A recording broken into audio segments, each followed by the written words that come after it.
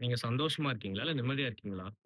Confuse ஆகுதா? சந்தோஷமோ, நிம்மதியோ ஒண்ணுலன்னு தெரிஞ்சதுக்கு அப்புறம் தான் என் லைஃப்ல நிம்மதியா இருக்கு. சந்தோஷம்னா என்ன? நீங்க ரொம்ப டிப்ரஸா இருக்கீங்க. உங்க ஃப்ரெண்ட் உங்ககிட்ட வந்து, "வாடா மச்சான் டீ கடைக்கு போலாம்" அப்படின்னு சொல்றது ஒரு சந்தோஷம். போர் அடிக்குதுன்னு மொபைல்ல கேம் விளையாடுறது ஒரு சந்தோஷம். சந்தோஷம்னு சொல்றது 30 நிமிஷம் இல்ல 1 மணி நேரம் தான் இருக்கும். அது முடிஞ்சதுக்கு அப்புறம் அகைன் நம்ம டிப்ரஸ் ஸ்டேட்க்கு போயிடுவோம்.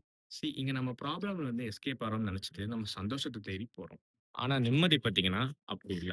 தெரியாத 4 பேர் கூட சேர்ந்து பார்ட்டி பண்றது ஒரு சந்தோஷம். இதே நம்ம குளோஸ் ஃபிரெண்ட்ஸ் கூட சேர்ந்து ஒரு சின்ன ட்ரிப் போனா கூட, அது குடுக்குறது நமக்கு நிம்மதி. உங்களுக்கு பிடிக்காத வேலைய செய்றீங்க. பட் அதுக்கு சேலரி நெறைய வாங்குறீங்க. அது உங்களுக்கு குடுக்குறது சந்தோஷம்.